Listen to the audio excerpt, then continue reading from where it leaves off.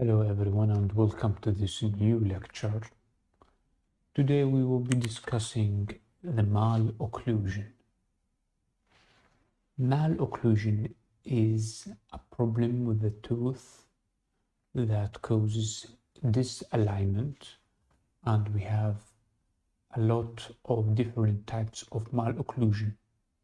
We have class 1 malocclusion, we have class 2 malocclusion and class 3 malocclusion, but today we will be discussing only the class 1 malocclusion. Let's go ahead and talk about this type of malocclusion. Of course, I will have to read first about this subject, then I will tell you and explain to you what am I reading. The class 1 malocclusion is one type of angles classification, and class 1 malocclusion, molar relationship, is can be described as the mesial-buccal cusp of the upper six goes into the groove of the lower six buccal groove. I will read this right from the lecture so that it would be easier for you to understand. Mesial. Okay, I will read it right from the lecture so that class 1 normal or neutral occlusion, mesial cusp of upper six, mesial cusp of upper six. I will point it to you so that you can see. Mesial cusp of upper six, this one, occludes in the buccal groove of lower six. Occludes in the buccal groove of lower six. I'm sorry, I will repeat. Mesial cusp of lower six, this one, occludes in the buccal groove of lower six. So this is the occlusion, we have it. And a discrepancy of a half a cusp width were also regarded as class 1. So it doesn't matter if we have a half cusp width. In class 1 cases, the upper permanent canine occludes, and this, when it comes to canine, I will point to you. Here we have the canine.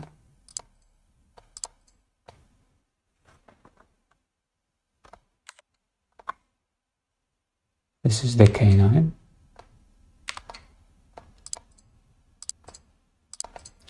Anyways, I will read it to you. And also at the same time I will point it to you so that you can follow what I'm reading and pointing right on the screen. The upper permanent canine, here we have the upper permanent canine, occlude into the embrasure between the lower canine and the first premolar. I will point to you the embrasure. This one is the embrasure between the lower permanent canine and the first premolar. And you know what's the meaning of the embrasure. The embrasure means the space. Upper canine occludes within the space between the lower canine and first premolar. This is also a class 1. and can be considered class 1. When it comes to class 2, we have a mesial-buccal cusp, this one, of the upper permanent first molar, occludes anterior to the buccal groove of the lower 6. So it occludes here anteriorly. Class 3 occludes posterior to the buccal groove of the lower 6. Next we have Andrew's classification. Let me hide this to you, and we will talk about Andrew's classification. What is Andrew's classification? This is the question. Don't worry, I have it prepared so that I can read it to you. First, Andrew classification is called Molar Relationship. Andrew has 6 keys. First key is concerned with the molar relationship. The distal surface,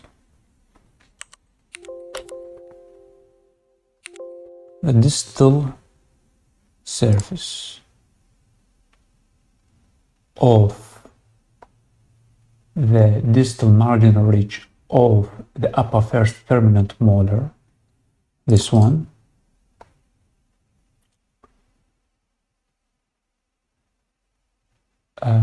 the first permanent molar occludes with the mesial surface of the mesial marginal ridge of the lower second molar.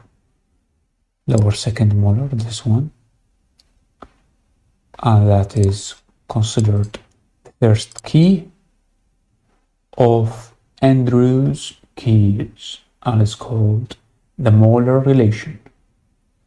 I will read it again. Molar relationship: the distal surface of the distal marginal ridge of the upper first permanent molar, this one, distal marginal ridge of the upper first permanent molar, occludes with the mesial surface of the mesial marginal ridge of the lower second molar. Occludes with the mesial marginal ridge of the lower second molar. And this first key can be restated with a different showing and a different explanation. I will also read this to you so you don't bother and go to the search and understand it on your own. First permanent, I will repeat, the mesial cusp of the upper first permanent molar, mesial cusp of the upper first, this one, mesial cusp of the upper first permanent molar falls within the groove between the mesial and middle cusp of the lower first permanent molar. This is the groove between the mesial and distal cusp of the lower first permanent molar, and sometimes we say just the buccal groove. So this area we have, as you can see, here is the contact. And I will read it again for the last time. Please focus and see what am I talking about and where exactly the description. The mesial-buccal cusp of the upper first permanent molar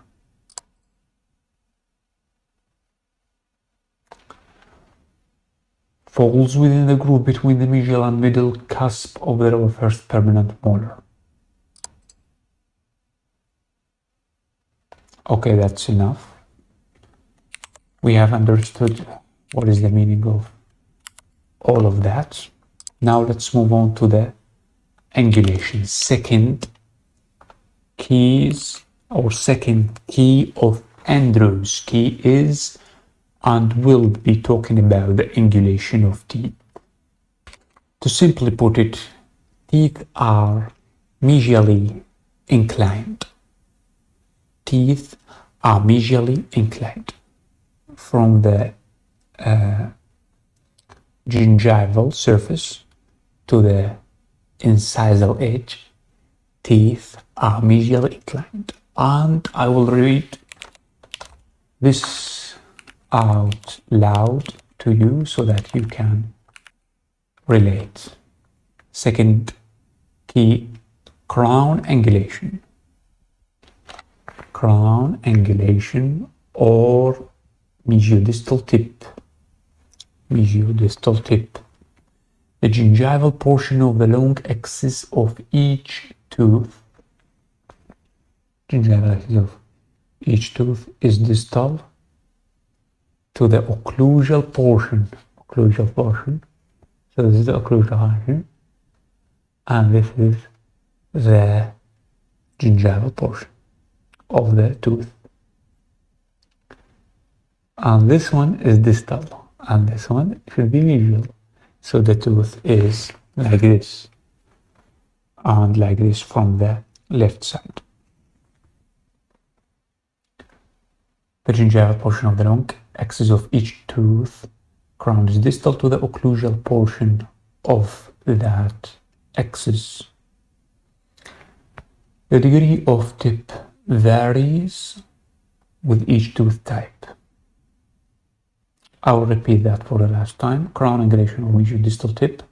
The gingival portion of the long axis of each tooth crown is distal to the occlusal portion of that axis.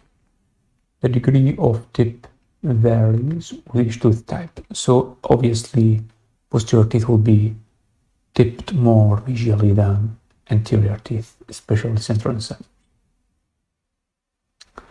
Third key is talking about the inclination. Inclination. Lingually, or the tooth is to be inclined lingually or labially. Lingually or buccally or palatally. Okay.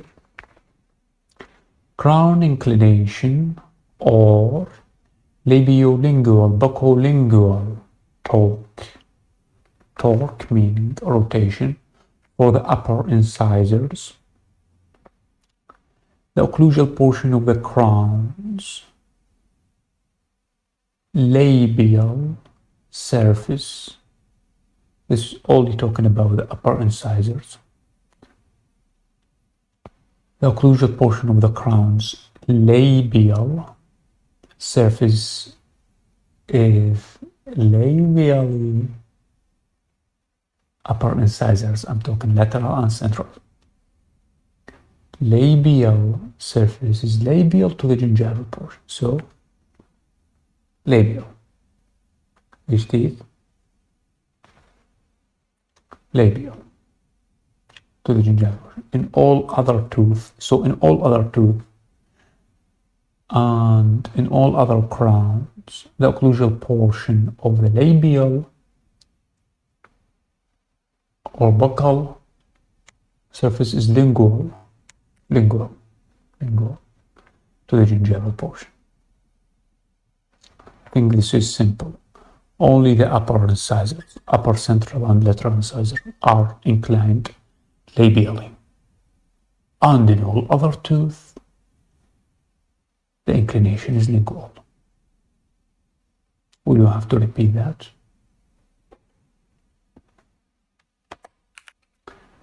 Andrew's